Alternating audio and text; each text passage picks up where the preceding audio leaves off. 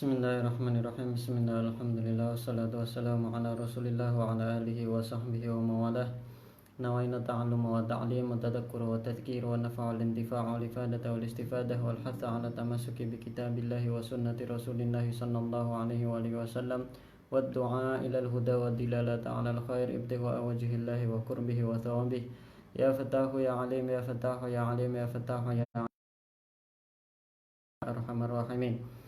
Alhamdulillah, kita berkesempatan untuk bertemu kembali pada belajar atau sharing ilmu secara online ini.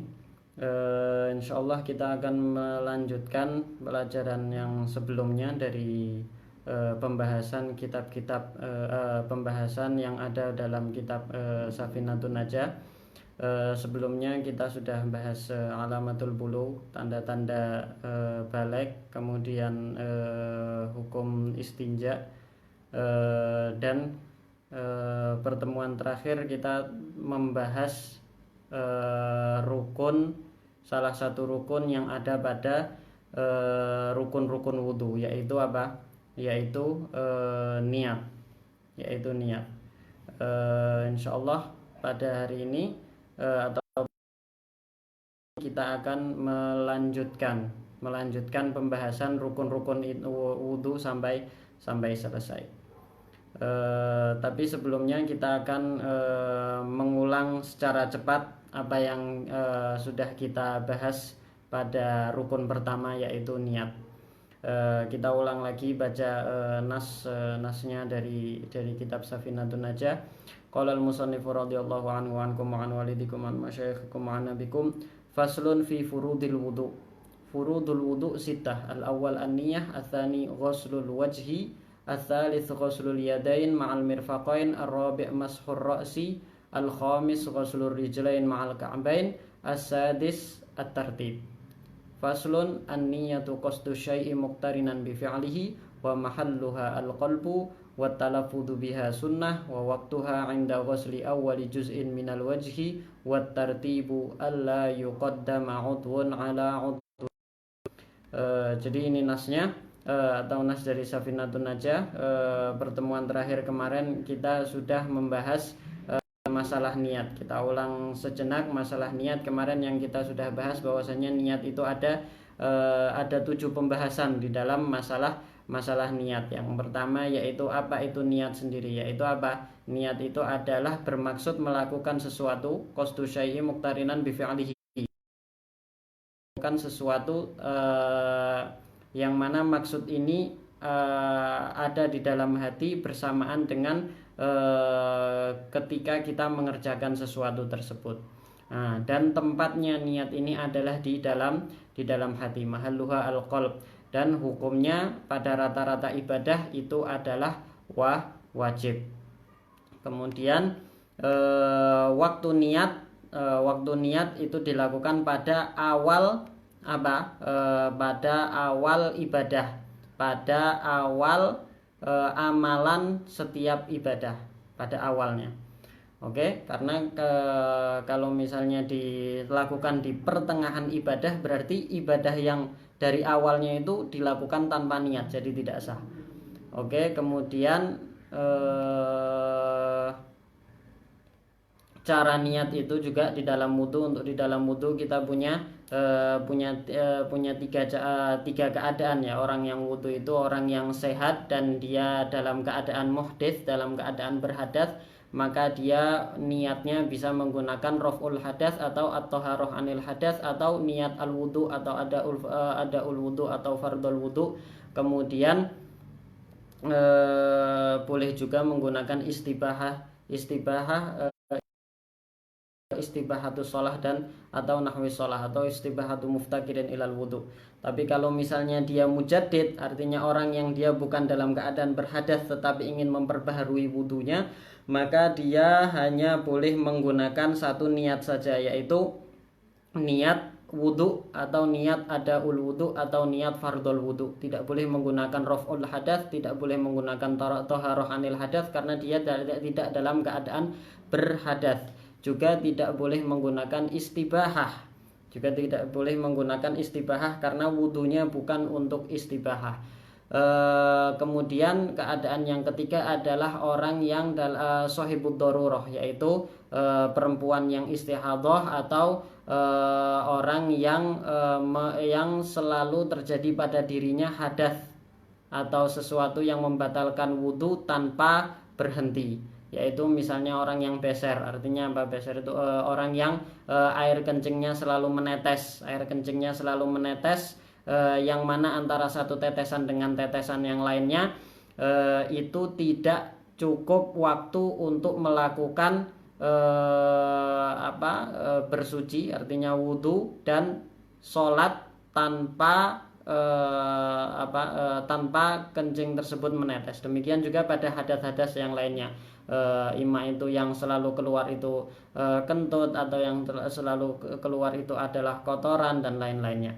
Itu sahibud darurah. Sahibud darurah ini dia cuman boleh menggunakan niat istibahatus shalah. Nah kan nawaitul wudu, saya niat wudu supaya dibolehkan untuk melakukan sholat. Itu tadi cara niat. Kemudian masalah syarat niat pertemuan sebelumnya sudah kita jelaskan, yaitu yang pertama Islam, yang kedua tamyiz, yang ketiga harus mengetahui apa yang dia niatkan, harus membedakan mana yang sunnah dan mana yang wajib dalam amalan yang akan dia lakukan. Kemudian adamul munafi, yaitu tidak melakukan sesuatu yang bertentangan dengan niat itu sendiri, yaitu yaitu murtad atau niat memotong tersebut, atau tidak ada kebulatan niat, artinya niatnya ragu-ragu, ima dengan menggunakan syarat, niatnya menggunakan syarat, atau ragu-ragu dalam berniat. Atau salah satu penyebab ragu-ragunya itu kemarin kita bahas, ketika dia ragu apakah dia sudah berhadas atau belum. Demikian juga yang bertentangan dengan niat, tidak dapat melakukan apa yang dia berniat melakukan sesuatu yang tidak dapat dia lakukan. Nah, itu juga bertentangan dengan niat dan tujuan niat. Pembahasan yang terakhir dalam niat adalah tujuan niat, yaitu membedakan antara adat dan ibadah, atau untuk membedakan antara martabat-martabat ibadah. Oke, jadi selesai ini tadi sekilas atau flashback atau mudzakarah syariah, artinya pengulangan cepat tentang apa yang sudah kita bahas pada pertemuan sebelum ini. Oke, kemudian selanjutnya kita akan membahas masalah rukun yang selanjutnya, yaitu ghuslul wajhi. Oke, ghuslul wajhi. Nah, jadi rukun yang kedua ini adalah ghuslul wajhi, yaitu mencuci atau membasuh muka. Oke, ghusl itu artinya mencuci atau membasuh. Dalam bahasa Arab, ghusl itu artinya adalah sayalanul ma, artinya air yang mengalir. Artinya pada dalam wudhu ini kita mempunyai dalam rukun-rukun wudhu ini kita mempunyai, bisa dikatakan 3 atau 4 macam rukun ya. Rukun yang pertama itu adalah rukun yang merupakan amalan hati, yaitu niat.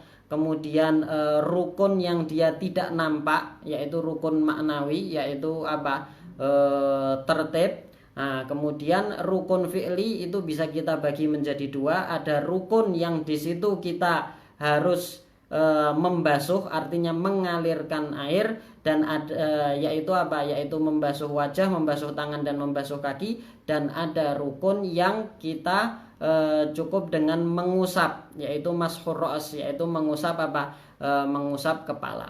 Oke, untuk rukun diwajibkan itu ghusl, diwajibkan untuk membasuh, yaitu muka, kepala, dan muka, tangan, dan kaki. maka diwajibkan di situ ghusl. Ghusl artinya sayalanul ma, artinya harus mengalirkan air. Artinya air itu harus mengalir. Artinya tidak cukup air kita membasahi tangan, kemudian tangan yang basah ini kita tempelkan ke tangan kita atau kita tempelkan ke muka kita. Itu tidak cukup karena tidak ada air yang mengalir. Maka harus mengambil harus mengalirkan air ke anggota tubuh yang dibasuh ketika berwudu. Itu ghusl. Oke, itu penjelasan untuk kata ghusl. Kemudian wajah. Nah, kemudian untuk rukun yang kedua ini yang wajib dibasuh yang adalah wajah.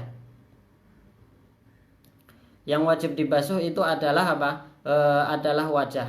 Maka yang dimaksud dengan wajah di sini adalah zahirnya wajah, yaitu bagian permukaan wajah. Wajah ada batasannya. Para fuqaha biasanya membahas dulu batasan wajah. Mana sih batasan wajah yang harus dialiri air ketika wudhu? Nah, batasan wajah itu dimulai dari untuk panjangnya dimulai dari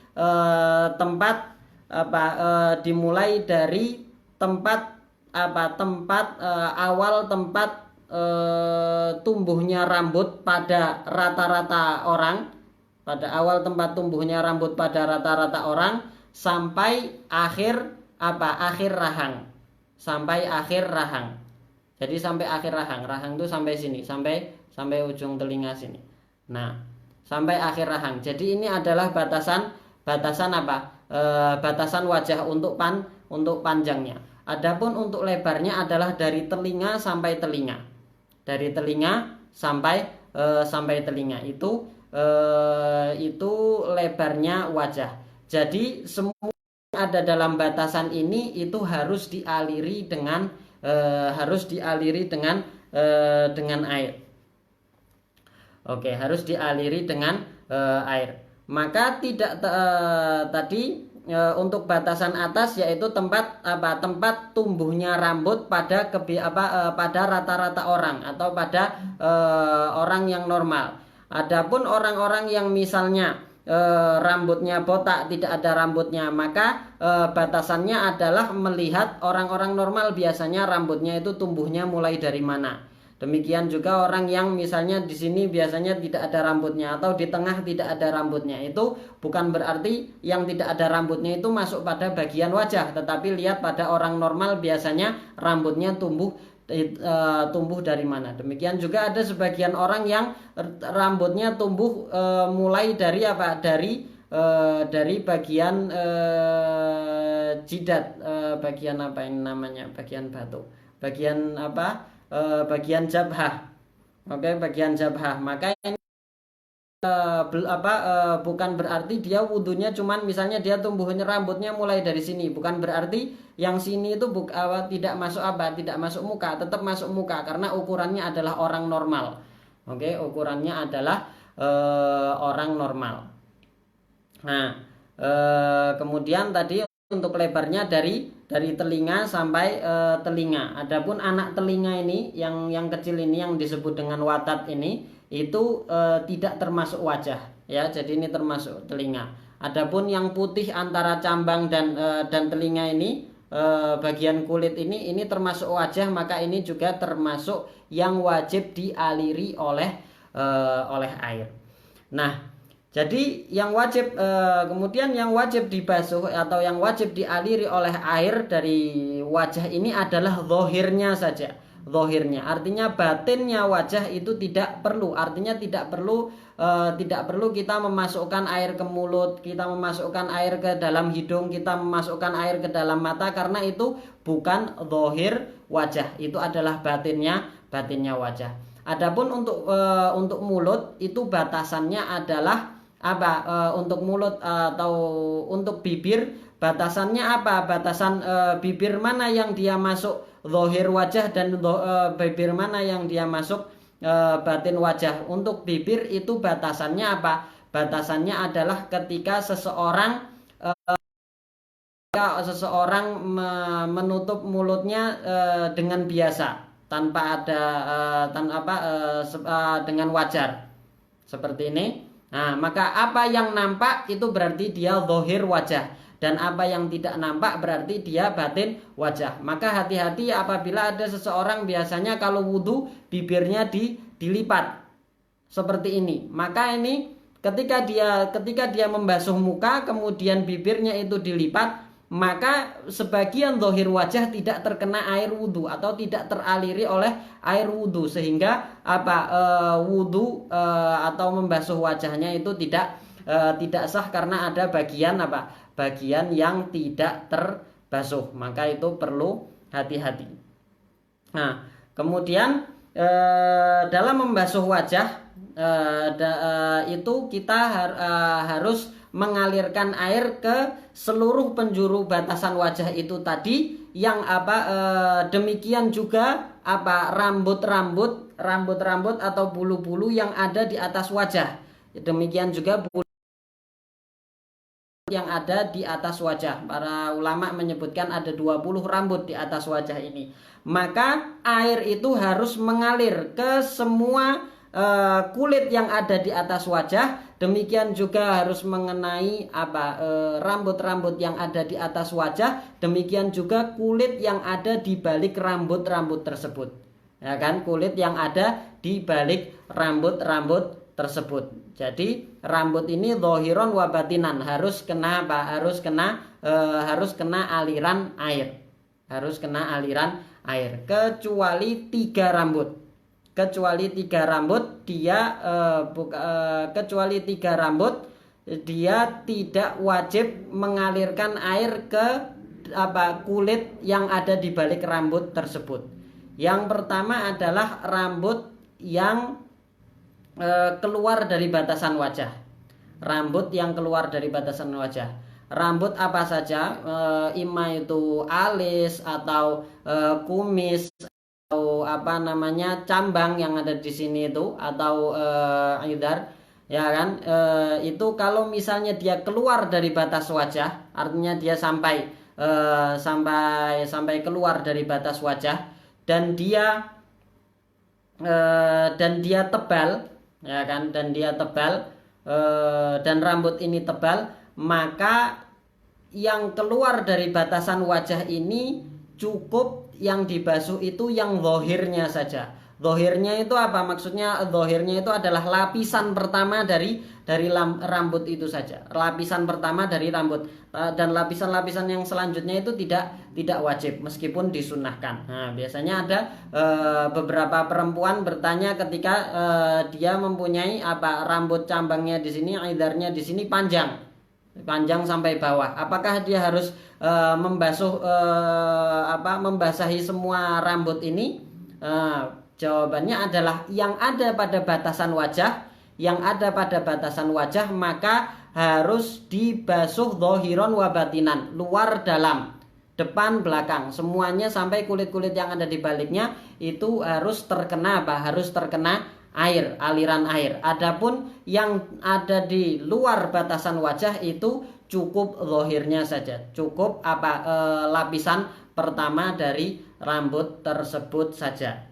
Oke, itu yang dikecualikan, rambut pertama yang dikecualikan, yang harus dibasuh zahiron wa batinannya atau luar dalamnya.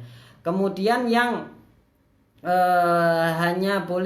yang boleh dibasuh hanya rambut luarnya saja, yaitu rambut janggut, demikian juga arit. Arit ini adalah rambut yang dimulai dari bawah telinga sini, yang dari bawah telinga yang menyambung ke janggut, ini namanya arit. Arit dan janggut ini dia apabila tebal, syaratnya harus tebal ya. Apabila tebal maka cukup yang dibasuh adalah yang zahir saja. Yang zahir saja maksudnya apa? Yang zahir saja artinya cukup lapisan pertama dari rambut tersebut. Artinya kulit yang ada di balik rambut tersebut tidak wajib dialiri oleh air. Tapi ini syaratnya apa? Syaratnya sama kayak yang tadi, syaratnya harus tebal. Apa ukurannya tebal dan tipis? Ukuran tebal dan tipisnya adalah apabila orang yang berbicara dengan kita, artinya jarak ada orang yang berdiri di depan kita pada jarak yang wajar ketika seseorang berinteraksi, jarak yang wajar ketika seseorang ngobrol gitu. Apabila orang yang berdiri tersebut dapat melihat kulit atau warna kulit di balik rambut yang tumbuh di rambut janggut ataupun rambut arit ini, maka kalau misalnya dia dapat melihat warna kulit di balik rambut tersebut, berarti rambutnya tipis. Kalau tipis berarti apa? Berarti harus mengalirkan air ke zahir dan batin rambut tersebut. Artinya harus mengalirkan air ke permukaan rambut dan lapisan-lapisan setelah permukaan sampai pada kulit yang ada di balik rambut tersebut. Tapi kalau tebal, artinya orang yang pada jarak tadi tidak dapat melihat warna kulit dari balik rambut janggut atau rambut arit ini. Kalau tebal, maka cukup yang dibasuh hanya hanya zahirnya saja. Hanya zahirnya saja, artinya hanya permukaan depannya saja. Oke, itu untuk wajah. Kemudian rukun selanjutnya adalah adalah membasuh tangan. Syaratnya sama. Yang pertama tangan itu tangan itu batasannya adalah mulai ghuslul yadain ma'al mirfaqain, mulai dari ujung jari sampai mirfaq itu sampai siku. Oke. Sampai siku. Ini semua harus dialiri dengan air, termasuk termasuk rambut-rambutnya juga, walaupun setebal apapun rambutnya, maka rambut dan kulit yang ada di balik rambut itu juga wajib dialiri oleh air,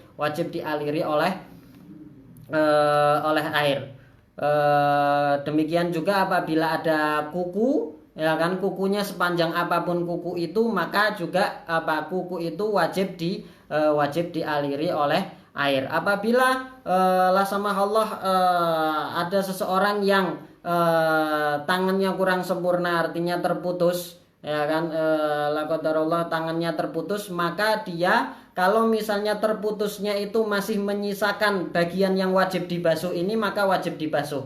Tapi kalau terputusnya mulai sampai siku sini, artinya mulai dari siku sini terputus, maka kepala siku itu harus dibasuh. Tapi kalau misalnya yang terputus itu di atas siku, maka disunnahkan untuk untuk membasuh apa yang tersisa dari tangannya. Oke, itu untuk tangan. Kemudian selanjutnya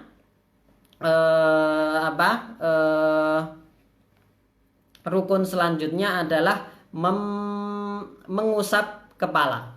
Oke, rukun selanjutnya adalah mas'hu syai'in minar ra's, yaitu mengusap kepala. Nah, mengusap kepala ini apa maksud dari mengusap? Itu bukan tidak harus atau tidak mesti membasahi tangan kemudian digeserkan tangannya, artinya mengusap seperti ini. Tetapi maksud dari mengusap di sini cukup dengan sampainya basah itu tadi ke rambut atau ke kepala kita. Artinya tidak perlu ada gerakan tangan yang mengusap. Artinya cukup basah itu sampai ke kepala kita, maka itu kita sudah dianggap atau mengusap kepalanya sudah sah. Oke, mengusap kepalanya sudah sah. Jadi cukup wusulul balal. Oke, cukup wusulul balal. Mau diusap, mau dicuci, mau dibasuh, mau disiram, terserah. Yang penting apa? Yang penting terkena basah. Oke, yang penting terkena basah. Nah, kemudian yang harus diusap dari bagian kepala ini adalah kulit kepala atau rambut yang ada di atas kulit kepala. Tapi kalau rambut, syaratnya dia tidak boleh keluar dari batasan kepala apabila dijulurkan. Oke, sebagian rambut, misalnya rambut perempuan dia kan panjang, yang menjulur ini yang sudah keluar dari batasan kepala itu apabila diusap tidak sah. Yang wajib diusap itu adalah yang masih ada pada batasan. Jadi kalau misalnya ada rambut kemudian dia keluar dari batasan kepala, rambut ini yang keluar dari batasan kepala ini apabila diusap itu tidak sah. Kenapa? Karena dia keluar dari batasan kepala. Oke, jadi yang sah itu adalah rambut yang apabila dijulurkan dia tidak keluar dari batasan kepala. Tapi kalau ada rambut tapi rambut yang apabila dijulurkan keluar dari batasan kepala maka tidak cukup. Supaya mengusap rambutnya itu sah. Tapi harus harus rambut yang ada di batasan kepala. Nah, dan berbeda dengan anggota-anggota wudhu yang lain yang harus dibasuh dengan mengalirkan air. Kalau untuk kepala ini tidak harus terkena semuanya, tapi cukup sebagian dari kepala atau sebagian dari rambut yang ada pada batasan kepala. Tapi untuk muka, tangan dan kaki itu semuanya harus terkena aliran air. Tapi kalau kepala cukup sebagian saja, walaupun sesedikit apapun, yang penting ada yang terkena basah. Oke, itu untuk syarat kepala. Kemudian rukun selanjutnya adalah mencuci kaki atau membasuh kaki. Ukurannya atau batasannya adalah mulai dari ujung jari sampai mata kaki. Artinya mata kaki itu tadi juga mesti terbasuh. Demikian juga dengan dengan mirfak, dengan siku tadi juga mesti terbasuh. Oke, kaki. Oke, jadi kaki tadi sama, rambut-rambutnya semuanya tadi mesti terbasuh. Apabila kakinya terpotong, apabila masih ada bagian yang wajib yang masih tersisa, maka wajib dibasuh. Apabila terputus mulai dari dari mata kaki, maka ujung mata kaki itu harus dibasuh. Tapi kalau misalnya di atas itu yang terpotong, maka disunahkan untuk membasuh yang tersisa. Dan rukun yang terakhir adalah tertib. Tertib artinya apa? Artinya tidak tertib sesuai dengan urutan yang disebutkan di Al-Quran, yaitu memulai dengan wajah, kemudian kemudian tangan, kemudian kepala, kemudian kaki. Nah, apabila balik-balik maka tidak sah. Demikian juga maka dengan syarat tertib ini anggota tubuh atau anggota wudhu yang dibasuh itu tidak sah, atau anggota wudhu yang dibasuh itu tidak sah kecuali anggota wudhu yang sebelumnya itu sudah sah. Artinya misalnya ada orang membasuh muka, tapi ada bagian dari muka yang belum terkena basuhan. Kemudian dia membasuh membasuh tangan, maka membasuh tangannya ini tidak sah. Kenapa? Karena mukanya belum sah. Karena disyaratkan harus tertib. Harus tertib. Tapi syarat tertib ini dia bisa jatuh, artinya bisa tidak disyaratkan tertib pada satu keadaan, yaitu apabila seseorang menyelam ke dalam air, dan dia berniat wudhu, maka ketika itu tidak disyaratkan tertib, karena tertib terjadi pada waktu yang singkat ketika itu. Oke. Nah, kemudian apabila ada yang lupa, misalnya dia lupa tadi sudah membasuh muka atau belum. Nah, kalau misalnya ada yang lupa sudah membasuh salah satu anggota wudhu atau belum, maka dilihat lupanya setelah wudhunya selesai atau lupanya sebelum wudhunya selesai. Kalau lupanya sebelum wudhunya selesai, maka dia harus membasuh bagian yang dia lupa. Misalnya dia lupa apakah tadi dia sudah membasuh muka atau belum, maka dia harus membasuh muka, kemudian apa yang setelah muka. Oke, tapi kalau misalnya sudah selesai wudhunya baru dia ragu, bukan lupa ya, ragu. Setelah wudhunya selesai baru dia ragu, tadi saya sudah membasuh muka atau belum ya, dia ragu. Kalau misalnya dia ragunya setelah wudhu, maka tidak perlu untuk diulangi, maka wudhunya sudah dianggap sah, karena ragunya itu setelah wudhunya selesai. Tapi kalau misalnya wudhunya belum selesai, maka dia harus mengulangi bagian yang ragu dan bagian yang setelahnya. Kecuali apabila ragu setelah selesai wudhu ini ragunya pada niat, dia ragu apakah tadi sudah niat atau belum. Apabila dia ragu tadi sudah niat atau belum, walaupun wudhunya sudah selesai, dia tetap harus mengulang wudhu tadi itu. Nah, harus mengulang wudhu itu tadi. Jadi itu ini tadi adalah 6 rukun wudhu. Nah, jadi khulasohnya atau kita bisa ringkaskan pembahasan tadi bahwasanya rukun wudhu itu tadi ada 3, ada rukun qalbi, fi'li dan maknawi tadi.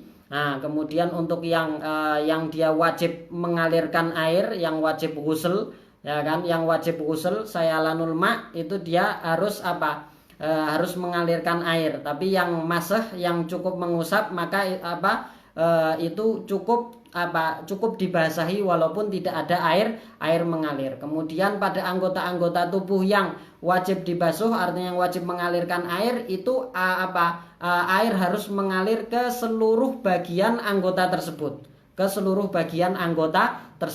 Ini pada semua anggota wudhu yang harus mengalirkan air. Adapun anggota wudhu yang cukup dengan mengusap atau membasahi, itu tidak harus membasahi semua anggota kepala atau anggota tersebut, tetapi cukup dengan sebagian kecil dari anggota tersebut. Walaupun sunnahnya itu semuanya yang dibasahi itu tadi.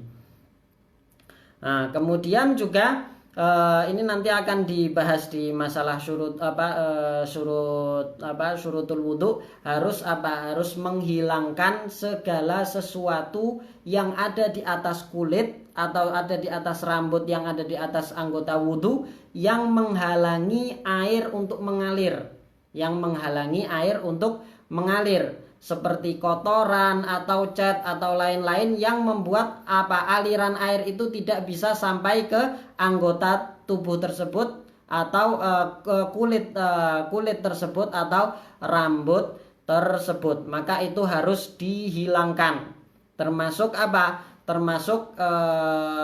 kotoran yang ada di bawah, yang ada di dalam kuku. Kotoran yang ada di bawah kuku, apabila kotoran tersebut menghalangi air untuk mengenai dasar kuku, ya kan, untuk menghalangi air untuk mengalir pada kuku tersebut, maka kotoran tersebut harus dihilangkan. Apabila tidak, maka wudhunya tidak sah. Nah, tapi kalau misalnya ada orang yang keadaannya itu misalnya dia mempunyai pekerjaan yang memang membuat kukunya itu selalu kotor, artinya sulit baginya untuk kukunya itu tidak kotor dan sulit baginya untuk membersihkan kuku setiap wudhu, karena memang misalnya seperti tukang dan lain-lainnya atau kuli bangunan, maka dia ma'fu untuk kotoran yang sedikit. Jadi dia tetap wajib membersihkan, tetapi apabila tertinggal sedikit tidak apa-apa. Tapi di sana juga ada pendapat di dalam mazhab Syafi'i yang mengatakan bahwasanya kotoran di bawah kuku ini ma'fu. Kemudian juga perlu diperhatikan bagi perempuan-perempuan yang suka menggunakan hiasan yang ada, bila hiasan tersebut itu dapat membuat air tidak bisa mengenai kulit kuku, maka hiasan tersebut harus dihilangkan. Apabila tetap wudhu dengan hiasan tersebut, maka wudhu tersebut tidak sah. Kemudian juga perlu apa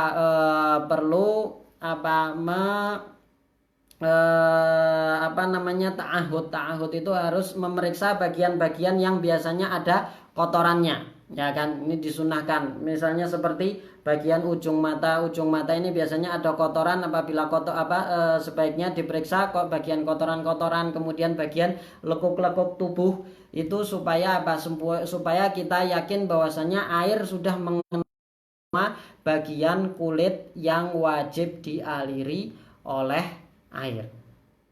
Nah, dengan demikian selesai sudah pembahasan rukun wudhu ini. 2 fasal itu tadi, fasal rukun wudhu dan fasal yang pembahasannya adalah masalah niat dan tartib itu tadi. Mungkin ini saja. Wassallallahu ala sayyidina Muhammadin wa ala alihi wa sahbihi wasallam walhamdulillahi rabbil alamin wal afu minkum.